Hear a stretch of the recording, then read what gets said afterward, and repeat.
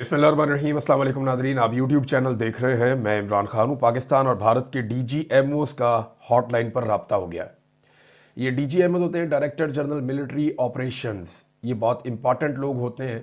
फ़ौज जितने ऑपरेशन करती है, ख़ास तौर पे बड़ी फ़ौज, ये उस सब की निगरानी करते हैं। ये बहुत इंपॉर्टेंट आदमी होता है किसी भी फ़ौज के अंदर, और इसकी सारी सलाहियत ऑपरेशनल उमूर के लिए होती है कि कौन सी फ़ौज कहाँ पे मूव करेगी, कौन सी यूनिट कहाँ पे जाएगी, किस तरह के हथियार कहाँ पहुँचाए जाएंगे। तो ये तमाम लोगों के साथ कोऑर्डिनेशन में होते हैं, और किसी भी फ़ौज में इसका बड़ा इंपॉर्टेंट रोल होता है। और ये हर जगह के बारे में जानता है कि कहाँ पे क्या हो रहा है और कहाँ पे क्या होना है। लिहाजा इन दो लोगों का राब्ता ये सीज़ फायर के बाद एक इम्पॉर्टेंट डेवलपमेंट है, और ये राब्ता बताता है कि अभी मज़ीद लड़ाई शायद ना हो। लेकिन आप नरेंद्र मोदी पर भरोसा नहीं कर सकते। उसकी वजह है, वो वजह मैं आपको आगे चलकर बताता हूँ, क्योंकि कुछ अहम डेवलपमेंट्स हुई हैं। अमेरिका ने जब मोदी को डराया और बताया कि जनाब कुछ भी हो सकता है इस खित्ते के अंदर, और पाकिस्तान एक बड़ी तैयारी करने जा रहा है, और जो तबाही आपने नहीं सोची वो अब भारत में भी हो सकती है, तो फिर भारत के होश ठिकाने आए। कैसे आए वो मैं अभी साबित कर देता हूँ आपको थोड़ी देर में।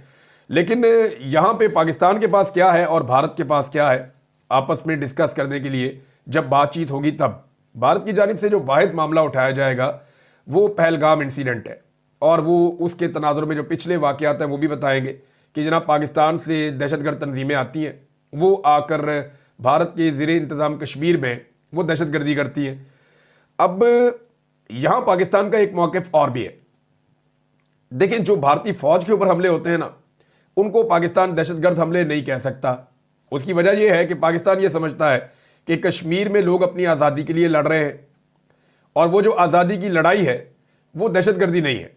वहाँ पे भारतीय फ़ौज मारती है कश्मीरियों को, और कश्मीरी मारते हैं भारतीय फ़ौज को, और ये फ्रीडम फाइटर्स हैं। इन्हें आप दहशतगर्द नहीं कह सकते। ख्वाजा आसिफ ने जब ये स्टेटमेंट दिया तो इमरान खान साहब की बहन अलीमा खान ने उसका जवाब भी दिया है। ख्वाजा आसिफ का ये कहना था कि जनाब वो आपको पता है कुछ भी कह देते हैं, और ख्वाजा आसिफ साहब ने इस मरतबा पाकिस्तान को जितना नुकसान पहुंचाया है उतना किसी ने नहीं पहुंचाया। यानी ख्वाजा आसिफ का एक एक स्टेटमेंट आप उठाकर देखें, गैर जिम्मेदार स्टेटमेंट है। वो पाकिस्तान को ब्लेम करते हैं। अब अलीमा खान बता रही है कि सियासतदान मैच्योरिटी दिखाएं, हम बहनें अपने भाई के लिए जो कर सकती है वो कर रही हैं। ख्वाजा आसिफ ने कहा कि 30 साल से कश्मीर में दहशतगर्दी हो रही है। ख्वाजा आसिफ कैसे आज़ादी की तहरीक को दहशतगर्दी से जोड़ सकता है?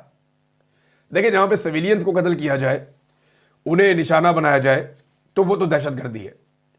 हम तो ये कहा करते थे कि भारतीय फौज कश्मीर में दहशतगर्दी कर रही है, और कश्मीरियों को दहशतजदा कर रही है, और कश्मीरियों का कत्लेआम भी कर रही है, उन्हें गिरफ्तार भी कर रही है, उन्हें जबरी तौर पे लापता भी कर रही है, वहां खवातीन की इज्जत से भी खेल रही है। ये हमारा मुकदमा था पाकिस्तान का। आप ये कैसे कह सकते हैं कि कश्मीर में दहशतगर्दी 30 साल से दूसरे ग्रुप्स कर रहे हैं?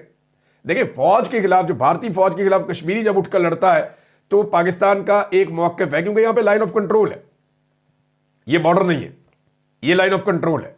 तो हमारा एक स्टेट का मौक़िफ़ है जो हमने नहीं बदला कभी। ख्वाजा आसिफ के स्टेटमेंट से वो बदलेगा भी नहीं कि जनाब कश्मीर के अंदर जो कश्मीरी अपनी आज़ादी के लिए लड़ रहा है वो फ्रीडम फाइटर है, चाहे वो बुरहान वानी है, चाहे कोई और है। पाकिस्तान का ये मौक़िफ़ हमेशा रहा है। अब भारत जो मामला उठाएगा पाकिस्तान के साथ, वो ये दहशतगर्दी वाला मामला उठाएगा। पाकिस्तान सबूत मांगेगा कि लाओ जी सबूत ले आओ। अगर हमने किया है या पाकिस्तान के अंदर से हुआ है तो उसके जो सबूत आपके पास है वो आप हमें फराहम कर दें। जैसे हमने सबूतों के साथ साबित किया था कि पाकिस्तान में कुछ हमले भारत ने करवाए हैं। अब एक तो इसमें जो टाइमलाइन थी वो ये थी कि पहले जो है वो भारत ने पाकिस्तान पे हमला किया।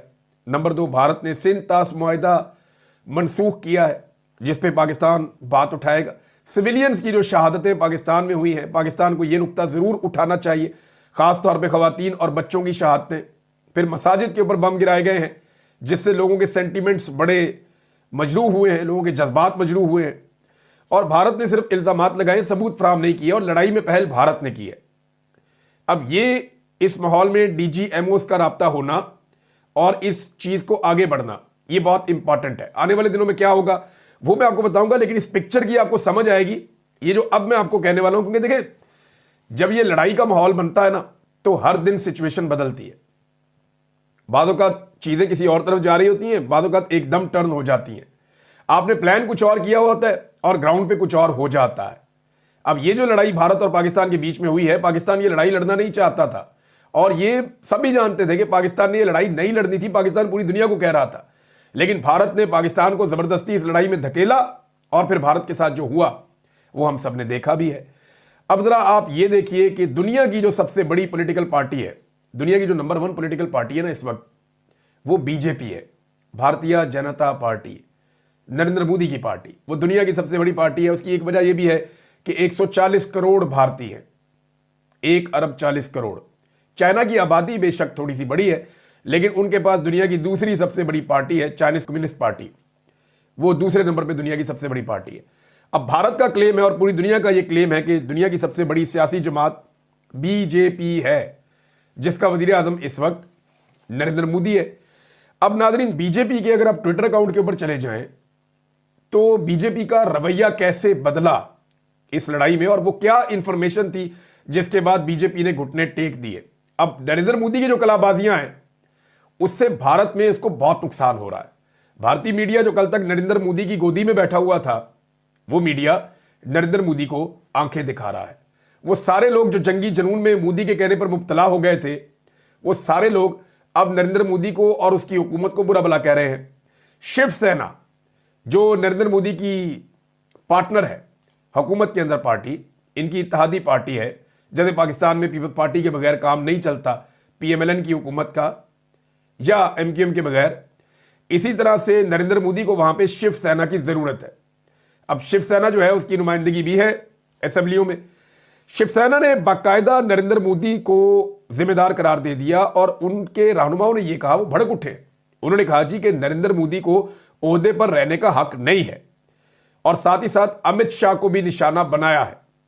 और यह हुआ जनाब नरेंद्र मोदी के साथ भारत में कि उनके अपने इत्तेहादी उनके ऊपर भड़क उठे। पहले जरा ये बीजेपी का आप देख लीजिए, बीजेपी का स्टेटमेंट है और ये ट्वीट है नाजरीन 9 मई का। 9 मई को इन्होंने ये ट्वीट किया था 11:15 पे और उसमें बीजेपी ये कह रही थी कि हमारा बड़ा लाउड एंड क्लियर एक मैसेज है दुश्मन के लिए। ये अंग्रेजी में ट्वीट में आपको ट्रांसलेट करके बता रहा हूं कि हमारे साथ पंगा मत लो, डोंट मेस विद अस, ये लिखा बीजेपी ने। और फिर लिखा कि यूपीए रिजीम की तरह, यानी जैसे पहले यहां पे होता रहा है वैसे अब नहीं होगा। जो न्यू इंडिया है has no patience for futile peace talks, यानी हम जो है वो अमन की बातों के अंदर कोई यकीन नहीं रखते। जो नया इंडिया है उसे किसी किस्म की मोदी के इंडिया को कोई दिलचस्पी नहीं है अमन की बात करने में, जैसे माजी में हुआ करती थी पहले वाले रिजीम को या हुकूमत को। इतना क्लैरिटी के साथ बीजेपी ने कहा कि कोई, यानी ये तकब्बुर था। उस वक्त 9 तारीख को इंडिया पाकिस्तान पे हमला किए हुए था। 9 तारीख को जब इंडिया ने पाकिस्तान पे फुल अटैक किया हुआ था 9 मई को, उस वक्त ये बीजेपी कह रहा था। और इसको जो लोगों ने रीपोस्ट किया, ये जो अकाउंट है ना, ये बहुत बड़ा अकाउंट है, इसके लगभग 20 मिलियन से ज्यादा इसके फॉलोअर्स हैं। ये बीजेपी का जो अपना अकाउंट है, लेकिन अब इसके अंदर जो रीपोस्ट किया, इस पोस्ट को लगभग 8,500 लोगों ने इसको सिर्फ रीपोस्ट किया और इसकी बहुत लंबी चौड़ी मिलियंस के अंदर इसकी रीच थी कि जनाब हमने सुलह नहीं करनी, हमने जंग करनी है पाकिस्तान के साथ और हमारे साथ कोई अमन की बात भी ना करे। और एक तरह से ये अमेरिका को शटअप कॉल थी, क्योंकि उस वक्त अमेरिका ये कह रहा था इंडिया से कि बस ठीक है अब इसको खत्म करें, लेकिन इंडिया के ऊपर जो है वो ताकत का भूत सवार था और वो ये कर रहे थे। अमेरिका ने इंडिया को पैगाम पहुंचा दिया था कि आपके साथ बहुत बुरा होने वाला है 9 मई को, लेकिन इंडिया को समझ नहीं आई। जो इंटेलिजेंस रिपोर्ट थी अमेरिका की, वो उन्होंने इंडियन मिलिट्री को भी दे दी थी और नरेंद्र मोदी को बड़ा कैटेगोरिकली बता दिया था अमेरिका के वाइस प्रेसिडेंट ने। लेकिन इंडिया को लगा कि ये पाकिस्तान हमारा क्या करेगा। और फिर 10 तारीख की सुबह जब पाकिस्तान ने वापस रिटेलिएशन शुरू की और बड़ी इंपॉर्टेंट मीटिंग भी एक कॉल कर दी गई, तो फिर इंडिया के होश ठिकाने आए। अब जरा 10 तारीख का ट्वीट देखिए अब इंडिया का। ये मैंने आपको जो पहले दिखाया ये 9 तारीख का है। अब 10 तारीख को वही बीजेपी एक और ट्वीट करती है और वो ये कहती है कि India and Pakistan have agreed to cease fire halting all military actions, कि तमाम जो फौजी एक्शन है वो रोक दिए गए। इंडिया और पाकिस्तान जंगबंदी के ऊपर राजी हो गए और India reaffirm its commitment to peace and regional stability. अब एक दिन पहले इंडिया कह रहा था कि हमें अमन में कोई दिलचस्पी नहीं है, एक दिन पहले बीजेपी कह रही थी कि हमें अमन में कोई किसी किस्म की दिलचस्पी नहीं है। 24 घंटे के बाद बीजेपी का वही अकाउंट वो ट्वीट करता है और वो ये कहता है और ये दुनिया की सबसे बड़ी पॉलिटिकल पार्टी है। 24 घंटे में आप इनकी कलाबाजी देखिए, क्योंकि जंग है, लड़ाई है ना, लड़ाई में सिचुएशन तब्दील हो जाती है। जैसे ही सिचुएशन तब्दील होती है उन्हें आटे दाल का भाव पता चलता है। साथ ही वो स्टेटमेंट देते हैं कि रीजनल स्टेबिलिटी के लिए इंडिया अपनी कमिटमेंट शो कर रहा है अमन के लिए। और इससे पहले वो ये कहते हैं कि जनाब हमें तो अमन चाहिए ही नहीं, अमन तो हमें नहीं चाहिए। तो ये बीजेपी की कलाबाजियां हैं जिन्होंने नरेंद्र मोदी को बहुत नुकसान पहुंचाया। आज अपोजिशन पार्टियां हैं, चाहे नरेंद्र मोदी के इत्तेहादी हैं, चाहे उसका गोदी मीडिया है, चाहे भारतीय शहरी है, चाहे भारत का सारा सोशल मीडिया है, वो सारे ऑपरेशन सिंदूर के बाद भी नरेंद्र मोदी के ऊपर चढ़े हुए हैं। हालत ये हो गई है कि नरेंद्र मोदी का जो अपनी पार्टी का अकाउंट है जिसके मिलियंस के करीब फॉलोअर्स हैं, 20 मिलियन से ज्यादा इसके फॉलोअर्स हैं, वहां पे वो जो ट्वीट्स कर रहे हैं, आखिरी चंद ट्वीट्स के मैं आपको रीपोस्ट बता देता हूं कि कितने तोड़े हैं। 34, उससे अगली 100, उससे अगली 44, उससे अगले 40, उससे अगले 80, उससे अगले 68, उससे अगले 118, बीच में एक 464। सिद्दीक जान हमारे पाकिस्तान में एक जर्नलिस्ट हैं, उनकी जो रीच है ना एक ट्वीट की, बीजेपी की इस वक्त की आखिरी 10 ट्वीट से ज्यादा है। अब आप अंदाजा कर लीजिए कि वहां के लोग बीजेपी से कितने मायूस हुए और बीजेपी का बेड़ा ही गर्क हो गया। एयरफोर्स के चंद लड़कों ने इस खित्ते की नहीं, इस दुनिया की सबसे बड़ी सियासी जमात को वाड़ के रख दिया।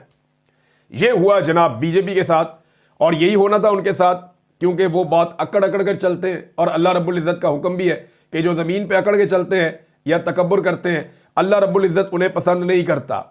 नाज़रीन, यहां पे शाह महमूद कुरैशी साहब ने खत लिखा है, जेल से बैठकर लिखा है। यह खत पढ़ना चाहिए इसहाक डार को, शहबाज शरीफ को और आर्मी चीफ आसिम मुनीर को। यह खत इन्हें जरूर पढ़ना चाहिए ताकि इन्हें समझ आए कि फॉरेन पॉलिसी होती क्या है। जिस तरीके से पाकिस्तान ने इस मामले को हैंडल किया है, ये तो एयरफोर्स ने बड़ी मेहरबानी होगी अल्लाह रब्बुल इज़्ज़त की कि हमारी इज्जत भी बच गई और चीजें भी ठीक हो गई। लेकिन जो अल्फाज का चुनाव है, जिस तरीके से शाह महमूद कुरैशी साहब ने जेल से पाकिस्तान का मुकदमा लड़ा है, जिस जिम्मेदारी से, जिस अल्फाज के चुनाव से और मुल्क की दिफा के नुक्ता नज़र से, ये एक बेहतरीन स्टेटमेंट है। अगर आप इसको पढ़ें तो अंग्रेजी में शाह महमूद कुरैशी साहब की स्टेटमेंट है। मैंने वो स्टेटमेंट पढ़ी, ऐसा लगता है कोई स्टेट्समैन है जो ये बात कर रहा है, बड़ी जिम्मेदारी के साथ, बड़े अच्छे अल्फाज के साथ। इस स्टेटमेंट को आप आलमी सतह पर जारी करें या पाकिस्तान के अंदर, इसमें मोराल भी मौजूद है, इसमें जिम्मेदारी भी मौजूद है और इसमें पाकिस्तान की बेहतरीन फॉरेन पॉलिसी की गाइडेंस भी मौजूद है। तो ये बात जो है वो शाह महमूद कुरैशी साहब का जो स्टेटमेंट है वो बाकी सबको भी पढ़ना चाहिए, उनका एक तजर्बा है, उससे फायदा उठाना चाहिए। दूसरा नाज़रीन, पाकिस्तान तहरीक इंसाफ के सोशल मीडिया के लड़के वाकई बहुत तगड़े हैं और इमरान खान ने इनकी कमाल ट्रेनिंग की है। यानी इन्हें कितना मारा पाकिस्तान की रियासत ने, पाकिस्तान के इदारों ने, इनको मार मार के जख्मी कर दिया। इनकी बुरी हालत थी, लेकिन जब इंडिया के साथ लड़ाई हुई तो सबसे अच्छा यही लड़के लड़े हैं। कमाल फाइट बैक किया इन्होंने इंडिया के साथ और भरपूर मुंह तोड़ जवाब दिया इंडियन प्रोपेगेंडा का। इन्होंने यहां तक जवाब दिया कि आज शहबाज शरीफ को भी, डीजी ISPR को भी, राणा सनाउल्लाह को भी, जावेद चौधरी साहब को भी और दीगर जो PMLN के लोग जो हैं या जो उनके सहाफ़ी हैं या दानिश्वर हैं जो पाकिस्तान तहरीक इंसाफ के दिन रात तनकीद करते हैं, वो सारे भी ये कहने पर मजबूर हो गए कि नहीं यार, बात बिल्कुल ठीक है कि पाकिस्तान तहरीक इंसाफ ने पाकिस्तान का दिफा किया है। और देखें, हालात चेंज होते हैं। एक वक्त ये था कि जब पाकिस्तान तहरीक इंसाफ के यही सारे अकाउंट्स ये कह रहे थे कि फौज बॉर्डर पे जाए, फौरन बॉर्डर पे जाए, वहां जाके इंडिया से लड़ो, हमारे साथ मत लड़ो, तो उस वक्त बहुत बुरा लग रहा होगा इदारों को और फौज को। लेकिन जैसे ही जंग शुरू हुई है, जैसे ही इंडिया ने हमला किया है और प्रैक्टिकली ग्राउंड के ऊपर लड़ाई शुरू हुई, तो ये सारे के सारे अपनी पोजीशन शिफ्ट करके पाकिस्तान के कैंप में आकर खड़े हो गए। ये पहले भी पाकिस्तान के कैंप में थे, लेकिन आपको आपकी हकीकी ड्यूटी याद दिला रहे थे। तो बड़े तगड़े हैं जनाब। जख्मी सोशल मीडिया पाकिस्तान तहरीक इंसाफ का वो भी छा गया है और अशर बाजवा साहब ने एक बड़ा जबरदस्त डॉक्यूमेंट शेयर किया, उसमें पूरा एक एनालिसिस है जिसमें वो बताते हैं कि PMLN और पाकिस्तान तहरीक इंसाफ का जो सोशल मीडिया है, इन्होंने कितना काम किया। और ये ऑफिशियल सोशल मीडिया की बात हो रही है। ये जो आम पब्लिक है जो इमरान खान की सपोर्ट में है, ये उनकी बात नहीं हो रही, ये सिर्फ जो ऑफिशियल सोशल मीडिया उसकी बात हो रही है। तो बहुत फर्क है। पीएमएलएन इसमें बहुत पीछे रह गई और पीटीआई ने बहुत फ्रंट फुट पे आकर मुकाबला किया। और जो सबसे हैरत की बात मुझे इसमें दिखाई दी, जो बड़ी ऑब्वियस भी है, कि मोदी का लफ्ज या मोदी का नाम पाकिस्तान तहरीक इंसाफ के सोशल मीडिया ने दबाकर इस्तेमाल किया, मोदी के ऊपर टिकाकर तनकीद की है। लेकिन पीएमएलएन की लीडरशिप की तरह, देखिए लीडरशिप जो करती है वही नीचे कारकुन भी करते हैं। तो इसीलिए जो पीएमएलएन का मीडिया सेल है, इस वक्त हुकूमत में है, वो उन्होंने सरकारी बंदे भी भर्ती किए हुए हैं, वो सरकारी वसाइल भी इस्तेमाल कर रहे हैं। सूबे में भी उनकी हुकूमत है, वफाक में भी उनकी हुकूमत है।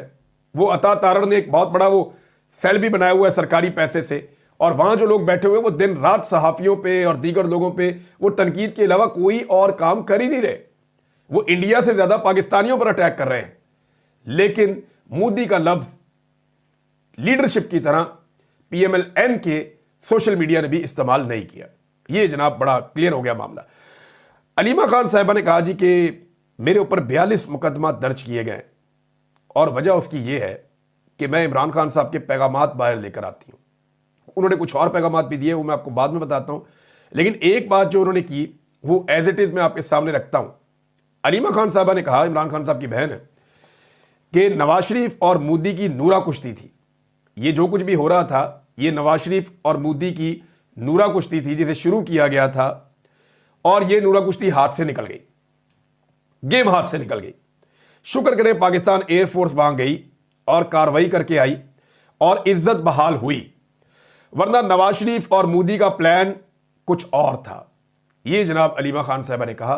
क्या प्लान था, ये सवाल उनसे होगा। लेकिन देखें, यहां पे बड़ी बड़ी ताकतें जो हैं वो जंगों को अपने हक में इस्तेमाल तो करती हैं। नरेंद्र मोदी ने ये जंग लड़ी तो इसीलिए थी कि उसको पॉपुलैरिटी मिलेगी, लेकिन उल्टा पाकिस्तान एयरफोर्स के लड़कों ने नरेंद्र मोदी की सियासत वाड़ के रख दी। जो काम कांग्रेस नहीं कर पाई, जो काम आम आदमी पार्टी नहीं कर पाई, जो काम सारी सियासी जमातें इंडिया की मिलकर नहीं कर पाई, वो पाकिस्तान तहरीक इंसाफ के सोशल मीडिया ने कर दिया। और जो मेन काम किया वो पाकिस्तान के चंद एयरफोर्स के पायलट्स ने कर दिया, या एयरफोर्स के सारे अमले ने मिलकर कर दिया। तो एयरफोर्स के लड़के जो हैं वो दुनिया की सबसे बड़ी पॉलिटिकल पार्टी पे भारी पड़ गए। गेम जो है वो उलट गया। पाकिस्तान ये जंग लड़ना नहीं चाहता था, ये सब जानते हैं, और ये खबर मैं पहले दे भी चुका हूं। लेकिन क्योंकि लड़ाई है, इसमें सिचुएशन चेंज होती है डे बाय डे, और चीजें बाद वक्त आपके कंट्रोल में नहीं रहती। तो पाकिस्तान को बिल्कुल दीवार के साथ लगाकर वहां तक पहुंचाया गया कि फिर रिटेलिएशन हमारे ऊपर फर्ज था। और मैं बार बार एक ही बात कह रहा था कि इस लड़ाई को उठाएं, उठाकर इंडिया में ले जाएं। जैसे ही आप इस लड़ाई का वेन्यू तब्दील करेंगे, सिचुएशन बदल जाएगी। और एग्जैक्टली वही हुआ कि जैसे ही आपने लड़ाई का वेन्यू तब्दील किया, सिचुएशन बदल गई। एक और बड़ी खबर आई है, और वो बड़ी खबर यह है कि पब्लिक अकाउंट्स कमेटी, ये बहुत इंपॉर्टेंट कमेटी है, जुनेद अकबर इस वक्त इसके चेयरमैन है, उनके पास ये इख्तियार मौजूद है। तो इमरान खान साहब ने ये कहा कि पब्लिक अकाउंट कमेटी जो है ये उमर अयूब साहब को दे दी जाए और जुनेद अकबर साहब इससे इस्तीफा दे दें। ये अलीमा खान साहबा ने बताया। और जुनेद अकबर साहब अब पूरी तवज्जो जो है वो तहरीक पर दें। देखिए, जितना आलिया हमजा साहिबा ने जोर लगाया ना पंजाब में, हालांकि वहां पे फस्तायत है, जुल्म है, जबर है, अभी वो खुद गिरफ्तार भी हुई हैं, थोड़े दिन पहले वो जख्मी भी हुई हैं, बार बार उनके लोगों को गिरफ्तार किया जाता है, फस्तायत बहुत ज्यादा है, जबर बहुत ज्यादा है। पंजाब में तो पुलिस ने जो पुलिस स्टेट बनाई हुई है, इदारे भी उनके साथ मिलकर काम करते हैं, बंदे लापता किए जाते हैं, जबरी गुमशुदगियां अभी भी हो रही हैं, पीका के तहत मुकदमा धड़ाधड़ दर्ज हो रहे हैं। इसके बावजूद जैसा परफॉर्म किया है पंजाब में आलिया हमजा साहिबा ने, वैसा जोर जो है वो खैबर पख्तूनख्वा से अब नहीं लग रहा। जुनेद अकबर साहब ने कुछ बड़े अच्छे इवेंट्स किए जरूर हैं, लेकिन क्योंकि उनकी डबल डबल ड्यूटीज है, इसलिए इमरान खान साहब ने उनसे उनकी एक ड्यूटी वापस ले ली है, ताकि वो अपनी पूरी तवज्जो उस तहरीक की तरफ लाए जो तहरीक इमरान खान साहब ने चलाने के लिए जुनेद अकबर साहब को हुक्म जारी किया है। अब अगर खैबर पख्तूनख्वा में तहरीक दोबारा ऊपर जाती है और पंजाब उसके साथ जुड़ जाता है आलिया हमजा के साथ मिलकर, तो फिर दोबारा से पाकिस्तान तहरीक इंसाफ एक मोमेंटम बना पाएगी। इमरान खान साहब कब बाहर आएंगे? अभी लतीफ़ खोसा साहब ने एक मरतबा फिर उम्मीद दिलाई है कि ईद से पहले इमरान खान साहब घर आ जाएंगे। देखिए, ये गुज़िश्ता 2 सालों से हर ईद से पहले ये खबर आती है कि इमरान खान साहब ईद से पहले रिहा हो जाएंगे। ये खुशखबरी सुनाई जाती है, लेकिन फिर इमरान खान साहब ईद अपने घर नहीं गुजारते, वो जेल के अंदर ही उनकी ईद हो जाती है। तो एक मरतबा फिर उम्मीद दिलाई जा रही है तहरीक इंसाफ के लोगों की जानिब से कि इमरान खान साहब ईद से पहले बाहर आ जाएंगे। ऐसा क्या हो गया कि उन्हें लगता है कि इमरान खान साहब ईद से पहले बाहर आ जाएंगे? क्या एस्टेब्लिशमेंट ने होश के नाखून ले लिए? क्या पाकिस्तान की मिलिट्री एस्टेब्लिशमेंट को अब यह लगता है कि इमरान खान को मजीद मारने का कोई फायदा नहीं? या उनके दिमाग के अंदर जो एक खन्नास भर गया था कि यह आदमी एंटी पाकिस्तान है, या इसकी जमात एंटी पाकिस्तान है, या ये जो लोग मुल्क के दुश्मन और गद्दार हैं, ये जो चीजें उनके दिमाग में भर गई थी वो आजकल कहीं निकल गई हैं दिमाग में से? हाँ, कुछ लोग, ऐसा है कि मुझे कुछ लोगों ने बताया, और ये वो टॉक्स हैं जो गवर्नमेंट या एस्टेब्लिशमेंट के अंदर हो रही हैं, और वहां पे अब ये बातें हुई हैं कि यास्मीन राशिद साहिबा क्योंकि बेगुनाह हैं, उनके साथ बहुत जुल्म हुआ है, मजीद जुल्म ना किया जाए।